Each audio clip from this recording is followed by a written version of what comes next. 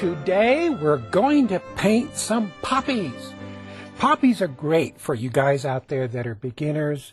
You want to know, how do I start a flower? How do I stroke it? So the poppy is the best flower for you to learn because it is a simple flower with very large petals. Today we're going to paint some red and white poppies with some leaves and some buds and some daisies. Well, let's take a look at the painting. I always like to work up paintings for you guys before I get up here and do it for you. Though it might not match this one exactly, because when I'm painting up here, I get off and start doing different stuff. Maybe we'll throw some more buds. Who knows where we'll go with it. But we have a nice white poppy. We have a kind of a reddish poppy. And our daisies, which are just like children. They're jumping and they're dancing around. We have one that's scooting down here, and we have another one way up at the top. But notice the curve, how it comes down and it curves, which gives us the rhythm that we want in the painting. Also, starting from up here, if you come around, you'll see how it curves around. We don't want to put one flower underneath another flower and stack it. If you start to do that, your painting will become static and it won't have any rhythm. Let's take a look at what we have up here. I have this started already with some acrylic. And this acrylic, of course, for you guys that don't know, is just a water-based paint. I have some mauve. I have titanium white, which is tinted with a little mauve. We have some sap green jumping around and some really a nice shot of red in there. I hope we can keep this red in there. I didn't have this red in the painting that I was just showing you, but I thought, well, let's get a little shot in there and add some passion to our painting. Yes, I have some linseed oil on here, which you can't see, but it's on there, and it's a very thin coat. And what I do is I lay the canvas down flat, then I'll pour a little oil on it, and I'll take my towel, and then I'll wipe it in. And I actually wipe most of it back off, because if you don't, it might make some of our paint run. Okay, let's come down to the palette. We're going to sketch in. I'm going to take some gray, which is just made up of black and white. The canvas I'm using also is an ultra smooth canvas, and the size up here is a 14 by 18. Let's take this gray. Gray is just a neutral color. It doesn't care what's up here. We don't want to sketch our poppies in too bright. And remember, we don't want to stack, so let's move this guy over. And it's just a rough outline of where the poppies will be located. If we were painting roses, you would do the same thing. Now, that's not too hard. Now, again, we put this in, so when we put our leaves and our greenery in, it doesn't get in, especially where we have our white flower. Let's come down to the old palette, and we'll pick up a nice green. This is called foliage green dark. We have a foliage green dark and a foliage green light, and I'll show you in a little while how we use these colors. Let's take this. Now, when we first start out, we don't paint leaves. Notice how it's just a crisscross stroke, crisscross, crisscross, and we're really just wetting. I'm going to come back down and pick up more of that dark green, and no leaves. Let's just get her started. Now, the reason why, and you're going to see on a lot of the shows that I'm going to be doing for you during this series, that I start out with an acrylic background. Now, why do I do that? Well, there's several reasons why. One is that it seals this canvas up so the paint sits on the surface and it slips and slides along. Number two is this acrylic back here. Oh, look at that. I just got some white on there. Well, maybe we'll put a bud in there. This acrylic gets your imagination started. I was watching a show on PBS just the other day. They had a wonderful series on the brain and how the brain works. Now, a lot of my students are always asking me, how can I be creative? It all starts with the brain. Now, not with everybody, but with people that want to be creative, that portion of the brain is asleep. That portion of the brain is... It's just asleep. We have to wake up that portion of the brain that's creative and say, hey, wake up. I want to show you how to be creative. And the brain will go, okay, sock it to me. Show me how to be creative. It all I'm going to show on one of the other shows down the line, I'm going to start out with some acrylics and show you how to get that creative part awakened in your brain. But when you put this acrylic on, to get your brain to think creatively, to wake it up, stop thinking about what you're doing. Just load up that brush with some acrylic. Not too many colors. People get into trouble if they use more than, say, 3 or 4 colors. Then they get mud. So just keep it simple. A nice wide brush, bristle if you want, and start in, but don't think about it. When you don't think about what you're doing, you're waking up that creative side of your brain that's asleep. Don't think. Because if you start thinking, you start using that side of the brain that you've been using that isn't creative. Don't think. Very important. Get that stuff on and paint. Just paint and have fun. Just be amazed at how one color flows into the other. When your brain sees this acrylic white flowing into this mauve, the mauve flowing into the green, it's going to wake up. If this works, it's not a bunch of mumble jumble. It's scientifically proven. They've actually taken pictures of the brain showing how the brain wakes up when the creativity starts. Is that amazing? And you know what's amazing? Each and every one of you out there is already equipped with this thing we call the brain. It's just that section is asleep. So let's wake it up. Let's get some acrylic, put your canvas up there, and play like a child. Yeah. Picasso once said that children are very creative. The problem is staying creative when we become adults. That's the problem, because a lot of the creativity is squeezed out of us. So wake up that brain. Let's get up here and paint before we run out of time. And you all are going, well, nice to hear about the brain, but where's the painting? There's some little leaves going in. Let me show you that stroke. I'm going to put a little sienna with the dark green. And these synthetics are great because they come to a beautiful chisel. Now watch the brush go down, down. If you just go down and take your brush off, you see how the mark it leaves? Let's go down, wiggle it back and forth, come up and out, and there it is. Now watch how I combine it all into one stroke. Down, twist, and out. Down, and then I want you to do it fast. Again, if you do it fast, you can see there's not enough medium on there. That's why it's breaking up. If you do it fast, the brain doesn't have time to think about how you used to do it. Just get it on there. Just have some faith that it'll work. This stuff works, believe me. I've used it. I've been painting for too many years. I don't want to remember how many. Oh, I forgot to tell you. I'm using some medium down here. And this is when I refer to medium, that's what I'm using. And then I have off here on the side some odorless paint thinner. Okay, you notice there's a top on it.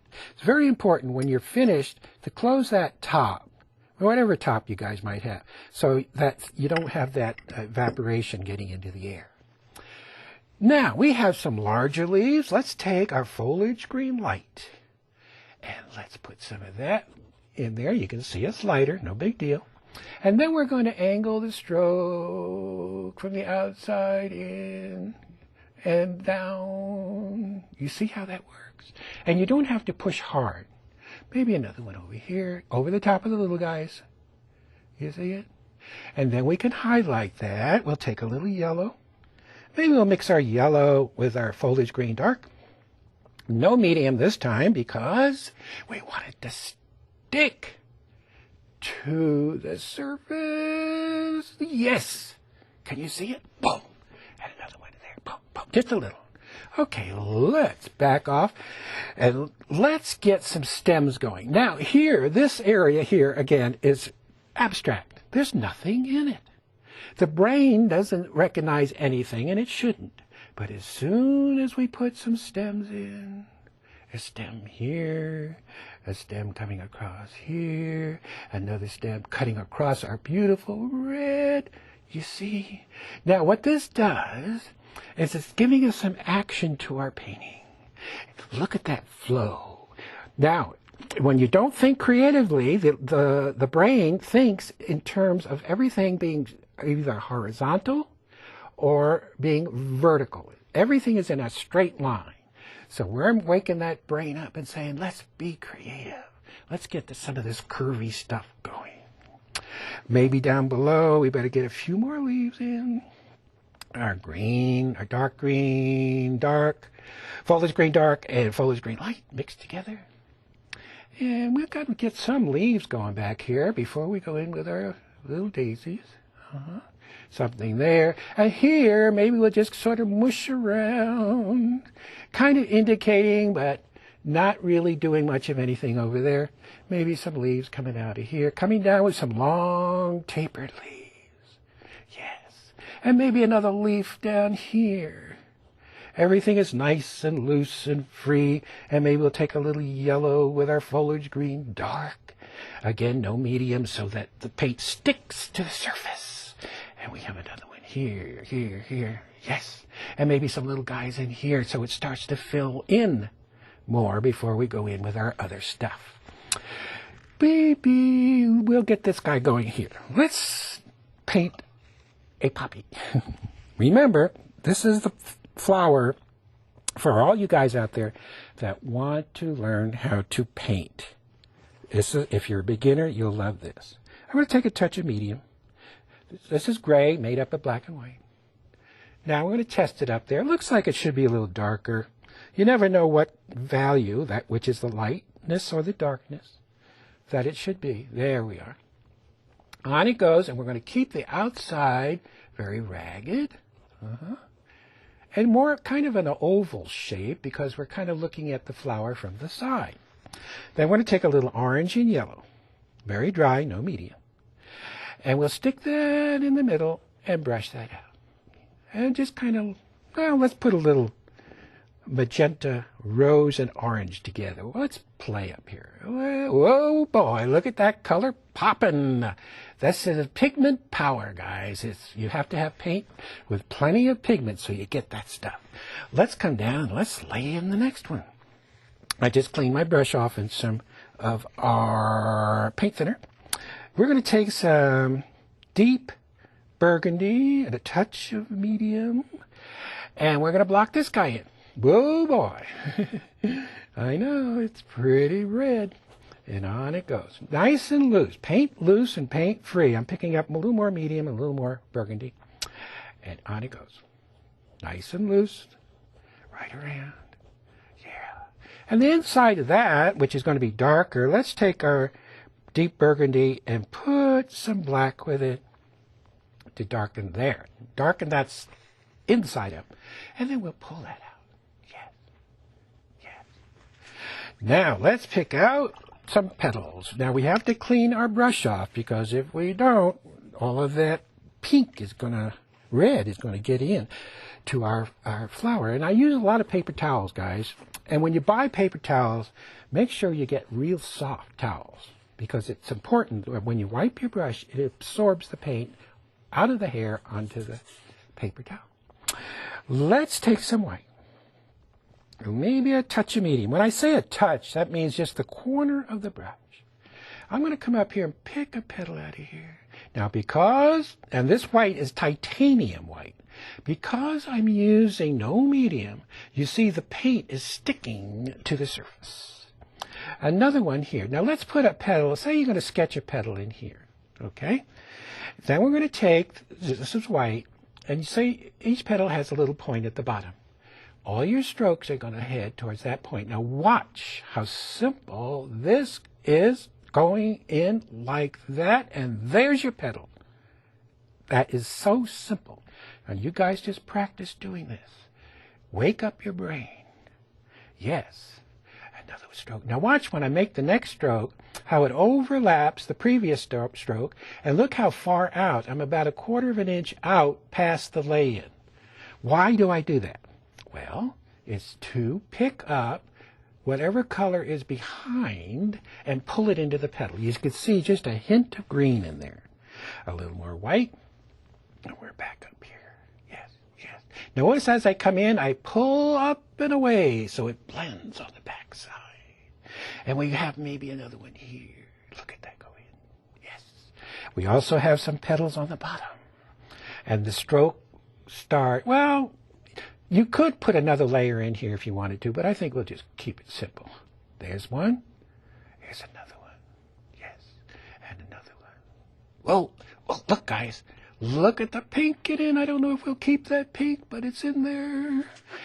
Let's take our phthalo red rose and white. I already have some mixed up here. And let's come down here and pick out this one. And we'll pick out this one. Yes, look at that color pop. This is phthalo red, rose, and white. And another one here. Zoe. Now we're going to overlap because this one's in front of that one in the back. Yes. Yes. Another load up again. And do it again. Now, when you first start to paint these, if you're a beginner, you might find, oh boy, my flower just didn't turn out too good. Don't worry about it. You're still... Your brain is in training. Don't look for it to work every time, because you have to practice and practice and practice to reinforce this style of painting. So your brain, after a while, will start to do this stuff automatically. Here's a little, I just reached down and added a little more white to add a little touch. Whoa, look at that. When you put your brush down, push back on it, push back on it, push back. Look at that stuff happen. Can you see it? You see? Whoa! You didn't see it, but my brush just hit the background. Come on down here and take a look at that. I was just showing you some stuff. And my brush. Now, if this happens to you, just take your towel, because the background's dry, and wipe it off. And it's bye-bye. Okay, let's add a little of that light up in here, because we have some daisies to put in for you. And here, yes. Oh, before I forget, let's take some of that wonderful pink, and we're going to come up here. We're going to steal some time, because this is important stuff. Look at this. Can you see that little? You see, it's the same stroke, but it's shorter. And another one here. Look at it go. Now, you don't pull it across the whole petal, because a little of this goes a long, long way. And a little more. Now, in the original painting, I had used some yellow and orange. You could use that if you want. But I just had a feeling, well, let's put some pink on there, just to tie in with our other guy. Don't go piling this pink on, because it's just an accent. If you get in there with, see, it's just barely hitting it, with just a little bit comes off. We're going to take a little liner brush with a little orange and yellow. And let's put a little dots up in here. This is the stuff the bees love. And over here, little dot. Not too many. But don't put just a few. If you put a few in, then it gets a little too hard looking. Now, let's back off, because I'm looking at the whole painting and I want to leave stuff off of here. I see some more leaves over here. I'm going to take green, foliage green dark, and a little sienna. And you guys practice this painting over and over and over. Yes, look at that. Can you see it? You notice how it curves down? Whew, good stuff. I'm going to switch brushes, and let's come down to the palette, because this brush is called a filbert. A filbert brush is a brush with the rounded corners. And this is going to paint all of our beautiful daisies. So what we're going to do is pick up a little white. And watch how easy it is. We don't want pinwheels. But remember that stem we put in there? Watch it go in. You see it? Side of the brush, push down, pull up. Now it's picking up some of the green. That's fine. I'm going to pick up a little more white. Yeah. There it goes. Boom, boom. Look at how free and loose it is. We don't want to tighten up. But I got some really weird little petals up there. Let's clean that up. Let's put a little center in there so it makes some sense. And we're going to have a little half circle right in there. And you see, as soon as you put that little half circle in, you go, oh, that's a daisy. And we're going to have maybe some petals overlapping. See? See how the overlapping petals set that center way in there. Boom. Okay, let's come down, put the rest in. Maybe we'll pick up some gray, because some of these might just be kind of there, way in the background. There.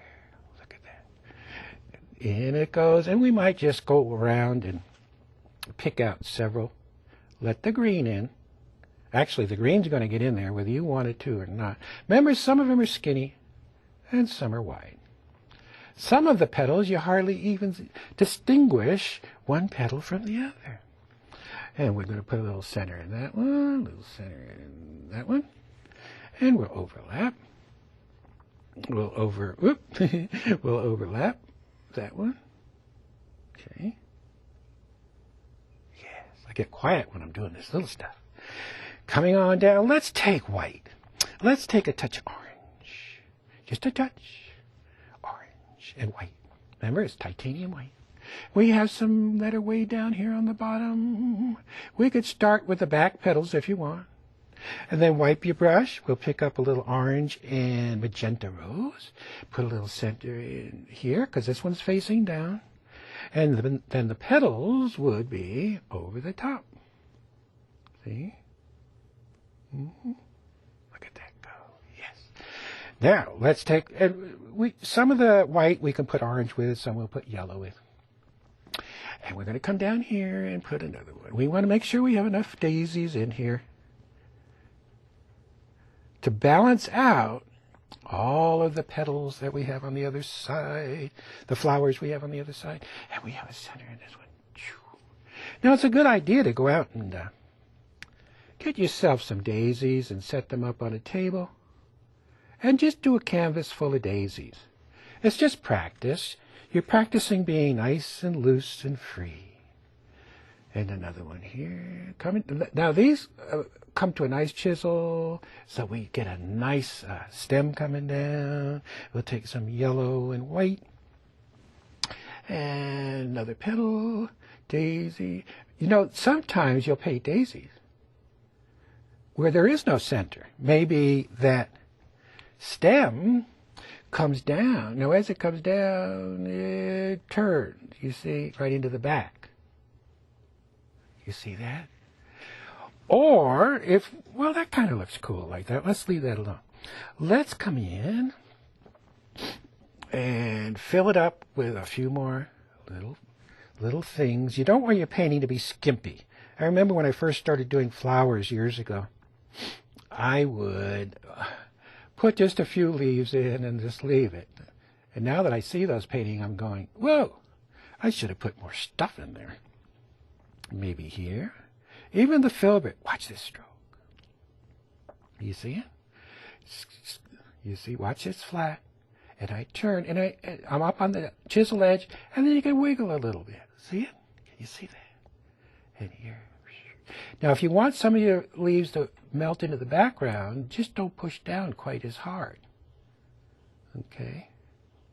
Now, you guys at home have more time than I do, so you could get more detail into your painting. But what we're going to do here is overlap this poppy to put it way into the background. Remember to practice doing these little things, these poppies, before you venture on. And don't forget to watch all the shows I'm going to be coming your way.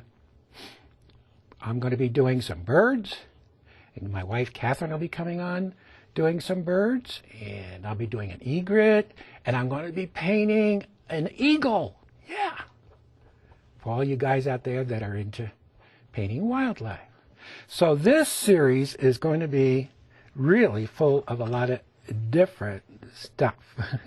We're going to take our white. And I'm just going to come up here. Remember, the last thing you do is the first thing people see in your painting. So don't forget to put on some wonderful lights, highlights into your painting.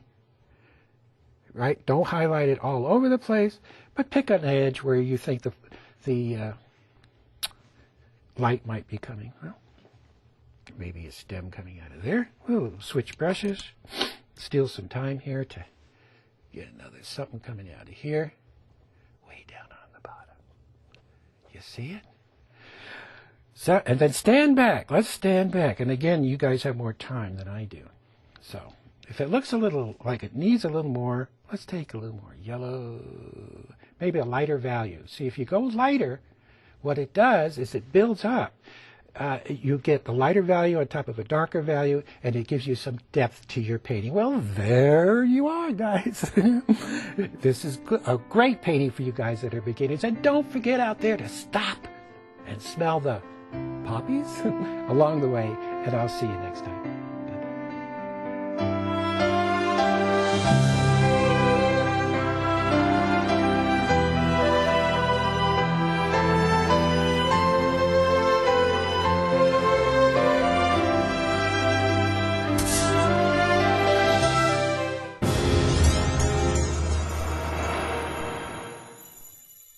Actuele onderwerpen, het zijn zinnige onderwerpen waar gewoon een duidelijke behoefte aan is. Max moet blijven bestaan en ze moeten gewoon een stem hebben in Hilversum.